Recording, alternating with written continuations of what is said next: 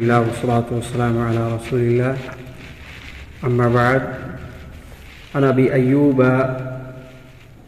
رضي الله عنه قال إذا أتيتم الغائط فلا تستقبلوا القبلة بغائط ولا بول رواه البخاری و مسلم و ابو داود وغیرہم۔ آج آپ حضرات کے سامنے ایک مسئلے کی وضاحت کرنا چاہتا ہوں۔ مسئلہ یہ ہے کہ کیا ہم اپنے گھروں میں ٹوائلٹ، باتھ روم اور واش روم وغیرہ بنا سکتے ہیں کیا؟ واضح رہے کہ آج کے درس میں انشاءاللہ اٹیچ باتھ روم کے حوالے سے بات میں نہیں کر رہا ہوں۔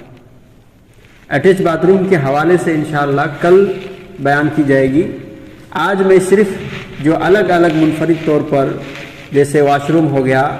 غسل خانہ ہو گیا یا ٹوائلٹ ہو گیا، یہ چیز ہم اپنے گھروں میں بنا سکتے ہیں ہمیں۔ اس جواب کو جاننے سے پہلے ہمیں دو اہم بنیادی باتیں جاننی ہوگی، اور وہ یہ ہے کہ محدثین کا اصول یہ ہے کہ اگر ہم عبادت کرتے ہیں تو عبادتوں میں اصل چیز ہے منع، یعنی کوئی بھی عبادت ہم اس وقت تک نہیں کر سکتے جب تک کہ شریعت نے قرآن و سنت میں اس کا ثبوت نہ ہو۔ کوئی بھی عبادت ہم نئی طریقے سے کر رہے ہیں تو وہ ایک بدعت کی طرف چلا جائے گا، اور کوئی بھی عبادت قرآن و سنت میں جب تک موجود نہ ہو تب تک عبادت اصل میں منع ہے۔ نماز ہم پڑھ رہے ہیں، قرآن میں موجود ہے، حدیث میں موجود ہے، اس لیے پڑھ رہے ہیں۔ دعائیں اگر کر رہے ہیں، قرآن و حدیث میں موجود ہے، اس لیے کر رہے ہیں۔ ذکر و اذکار ہے، دیگر دنیا کی جتنی ساری عبادتیں ہیں قرآن و حدیث کی روح سے ہے، تو ایسی صورت میں ہم وہ کر رہے ہیں۔ اگر قرآن و حدیث میں نہیں ہے تو کسی ایسی چیز کو ہم عبادت سمجھ کے نہیں کر سکتے۔ اور معاملات کے اوپر کیا ہے کہ معاملات میں اصل چیز اباحت ہے، جائز ہے۔ کوئی بھی معاملہ اب عبادت کو چھوڑ کر دوسری چیز جو ہیں وہ ساری چیزوں میں اباحت ہے، جائز ہے، مگر یہ ہے کہ قرآن و سنت میں اس کی حرمت یا ناجائز ہونے کا حکم آ جائے۔ کوئی بھی کام ہم کر رہے ہیں تو وہ جائز ہے، اگر قرآن و سنت میں اس کو ناجائز کہا ہے تو ناجائز ہے، اگر قرآن و سنت میں حرام کہا ہے تو حرام۔ دوسری اہم اور بنیادی بات یہ ہے کہ یوں تو ہماری شریعت مکمل ہے الحمدللہ، اس میں کوئی شبہ نہیں ہے۔ اللہ کے نبی علیہ الصلوۃ والسلام کے زمانے ہی میں اسلام مکمل ہو چکا تھا، لیکن یہ ہے کہ دین کے گزرتے ہوئے جدید مسائل آتے ہیں، بہت ساری چیزیں، نئی نئی چیزیں وجود میں آتی ہیں، اور اس کی وجہ سے نئے نئے مسائل پیدا ہوتے ہیں۔ تو اس میں دو صورت ہوتی ہیں، ایک تو یہ کہ اس حوالے سے کہیں قرآن مجید میں یا حدیث رسول میں کوئی چیز ملتی ہو، اس حوالے سے رہنمائی ملتی ہو، تو ایسی صورت میں اس رہنمائی کے تحت رکھ کر کے اس کے اوپر علماء کرام جو ہے موازنہ کرتے ہیں اور ایک نتیجے کو پہنچتے ہیں۔ دوسری بات یہ ہے کہ اگر قرآن و حدیث میں واضح کوئی اس کی طرف اشارہ نہیں ہے تو ایسی صورت میں بڑے بڑے علماء کرام اس حوالے سے اجتہاد کرتے ہیں، اور اجتہاد یہ بھی قرآن و سنت ہی کا ایک طریقہ ہے، اور یہ قرآن مجید اور احادیث رسول صلی اللہ علیہ وسلم ہی نے یہ رہنمائی کی ہے اجتہاد کا۔ صحابہ کرام رضوان اللہ علیہم اجمعین نے بھی اجتہاد کیا تھا ایسے مسائل میں جو ان کے پاس اس وقت ان کے پاس علم نہیں تھا۔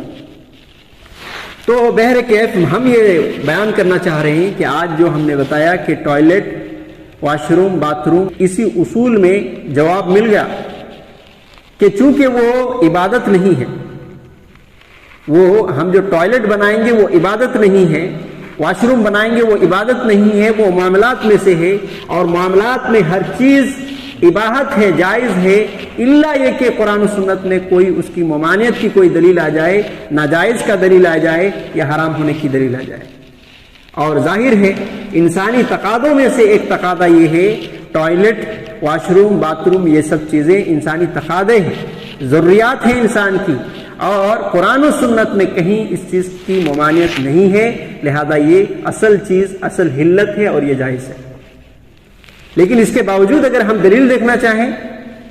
کہ کہیں اس طرح کی دلیل ملتی ہے کیا، تو ایسی صورت میں سب سے پہلی روایت میں آپ کے سامنے پیش کرتا ہوں، سنن ابی داؤد کی حدیث نمبر 24 ہے۔ امام البانی رحمہ اللہ نے اس حدیث کو حسن قرار دیا ہے۔ امیمہ بنت رقیقہ کہتی ہیں، وہ روایت کرتی ہیں ان امہا، اپنی ماں سے، انہا قالت، اس کی ماں کہتی ہیں، کان للنبی صلی اللہ علیہ وسلم قدح من ایدان تحت سریرہ یبول فیہ باللیل، کہ اللہ کے نبی علیہ الصلوۃ والسلام کے چارپائی کے نیچے یا تخت کے نیچے ایک پیالہ ہوتا تھا، اور آپ صلی اللہ علیہ وسلم رات میں اس میں پیشاب کرتے تھے۔ یہ روایت سنن ابو داؤد کی حسن درجے کی روایت ہے، اور اس حدیث میں ہم صاف طور پر یہ دیکھ سکتے ہیں کہ اللہ کے نبی صلی اللہ علیہ وسلم کے گھر میں ٹوائلٹ کی شکل میں تو نہیں تھا اور مرحاض کی شکل میں نہیں تھا، مگر یہ ہے کہ آپ صلی اللہ علیہ وسلم نے رات میں اپنے گھر کے اندر ہی پیالے میں پیشاب کیا ہے، اور اس پیالے کے پیشاب کو صبح میں پھینک دیا جاتا تھا۔ تو یہ نبی صلی اللہ علیہ وسلم کی حدیث ظاہر ہے کہ اللہ کے نبی صلی اللہ علیہ وسلم جب گھر میں پیشاب کیے ہیں، لہذا معلوم ہوا کہ گھر میں ٹوائلٹ بنایا جا سکتا ہے، جائز ہے۔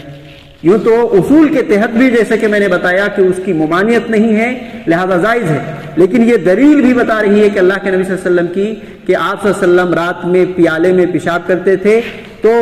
درست اور جائز ہو گیا، چونکہ اگر یہ جائز نہ ہوتا تو نبی صلی اللہ علیہ وسلم کبھی نہیں کرتے، گھر کے اندر پیشاب کبھی نہیں کرتے، اور آپ صلی اللہ علیہ وسلم نے رات میں اس طریقے سے، جس سے معلوم ہوتا ہے کہ آپ صلی اللہ علیہ وسلم ایک بار نہیں بلکہ آپ صلی اللہ علیہ وسلم کے ایک پیالہ ہی تھا کہ آپ صلی اللہ علیہ وسلم اس کو استعمال کرتے تھے۔ دوسری ایک روایت حضرت عائشہ رضی اللہ تعالیٰ عنہا سے ہے، سنن نسائی کی ہے، اور اس میں یہ کہا گیا ہے کہ اللہ کے نبی صلی اللہ علیہ وسلم مرض الموت میں ایک مرتبہ ایسا ہوا کہ حضرت عائشہ رضی اللہ عنہا اللہ کے نبی صلی اللہ علیہ وسلم کے پاس تھی، اور آپ صلی اللہ علیہ وسلم کے لیے ایک پلیٹ لایا گیا تاکہ آپ صلی اللہ علیہ وسلم اس میں پیشاب کریں۔ سنن نسائی کی روایت ہے اور صحیح روایت ہے۔ آپ کے لیے ایک پلیٹ لایا گیا تاکہ آپ صلی اللہ علیہ وسلم اس میں پیشاب کریں، لیکن اتفاق سے آپ صلی اللہ علیہ وسلم کی پیشاب نہیں نکلی، اور پھر کچھ ہی لمحوں میں آپ صلی اللہ علیہ وسلم کا انتقال ہو گیا۔ یہ روایت بھی اس بات پر دلالت کر رہی ہے، یہ تو آپ کہہ سکتے ہیں مرض الموت میں تھے اور بیماری کی حالت میں آدمی ادھر ادھر جا نہیں سکتا، وہ الگ چیز ہے، لیکن یہ والی روایت کا کوئی جواب نہیں بن سکتا۔ اسی طریقے سے اگر ہم تلاش کریں کہ کیا نبی صلی اللہ علیہ وسلم کے زمانے میں ٹوائلٹ تھا، یوں تو عام طور پر ہم دیکھیں نبی صلی اللہ علیہ وسلم کی احادیث کو، نبی کریم صلی اللہ علیہ وسلم کے معاملات کو، کہ آپ صلی اللہ علیہ وسلم کبھی برتن لے کر کے جا رہے ہیں، کبھی نبی صلی اللہ علیہ وسلم کے کوئی غلام حضرت انس بن مالک رضی اللہ عنہ یا ابو ہریرہ رضی اللہ عنہ یا دیگر کو اس طریقے کے صحابی آپ صلی اللہ علیہ وسلم کے قضاء حاجت کے برتن کو لے کر کے جا رہے ہیں، اور آپ صلی اللہ علیہ وسلم کے ایک مخصوص جگہ میں وہاں جانے کے بعد آپ صلی اللہ علیہ وسلم وہ برتن لے کر کے دور چلے جاتے ہیں اور اس طریقے سے قضاء حاجت کر کے آ جاتے ہیں۔ یہ معاملات زندگی آپ صلی اللہ علیہ وسلم کی ملتی ہے۔ یہ تو واضح ہے کہ اللہ کے نبی صلی اللہ علیہ وسلم کے گھر میں ایک ایک روم ہر بیوی کے لیے تھا، اس میں قضاء حاجت کے لیے الگ کوئی جگہ نہیں تھی کہ ٹوائلٹ کے نام سے۔ مگر صحابہ کرام رضوان اللہ علیہ مجمعین کی زندگی کو اگر ہم دیکھیں تو صحابہ کرام رضوان اللہ علیہ مجمعین کی زندگی میں ان کے گھروں میں قضاء حاجت کے لیے ٹوائلٹ ہوا کرتا تھا۔ وہ روایت کیا ہے؟ روایت ہے سنن ابو داؤد کی حدیث نمبر 9، اور یہ روایت صحیح بخاری صحیح مسلم وغیرہ کے اندر بھی موجود ہے۔ راوی حدیث حضرت ابو ایوب انصاری رضی اللہ عنہ ہیں، کہتے ہیں اذا اتیتم الغائط فلا تستقبلوا القبلہ بغائط ولا بول ولكن شرقوا او غربوا۔ اللہ کے نبی صلی اللہ علیہ وسلم کہتے ہیں کہ جب تم میں سے کوئی قضاء حاجت کے لیے آئے تو اپنے چہرے کو قبلے کی جانب نہ کرے،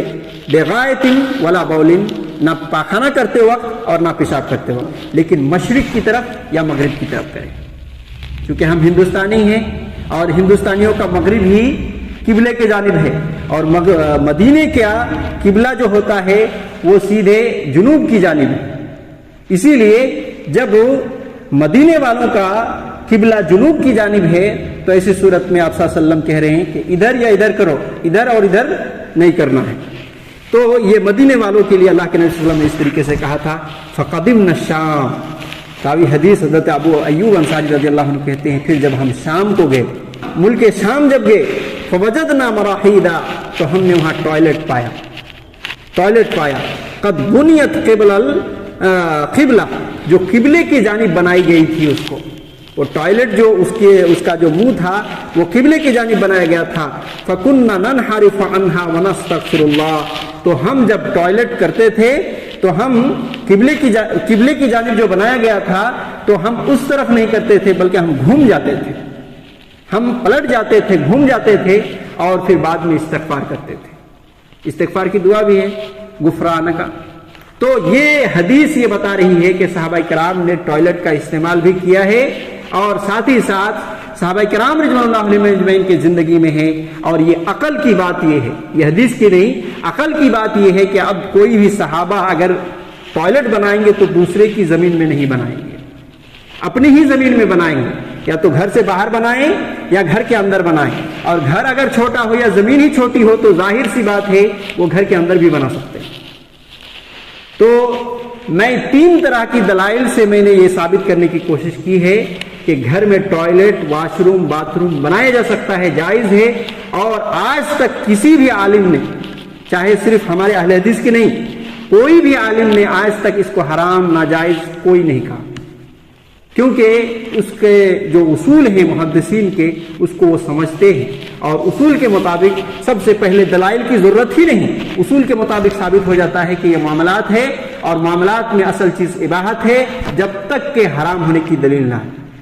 انشاءاللہ اٹیچ باتھ روم کے تعلق سے ایک حدیث آتی ہے منع کے حوالے سے، جس میں یہ کہا گیا ہے کہ غسل خانے میں پیشاب نہیں کرنا چاہیے، تو اس کا بھی جواب آئے گا انشاءاللہ، اور مزید تفصیلات آئیں گے اٹیچ باتھ روم کے حوالے سے۔ اللہ رب العالمین سے دعا ہے کہ اللہ ہمیں صحیح موقف کو پہنچنے کی توفیق دے، قرآن و سنت کو صحیح طریقے سے سمجھنے کی توفیق دے، اور محدثین کے اصول پر چلتے ہوئے صحیح سمجھ کے ساتھ نیک اعمال کی توفیق دے۔ آمین۔ صلی اللہ علیہ وسلم محمد وعلی آلہ وصحبہ اجمعین ومن تبعهم بإحسان إلى يوم الدين۔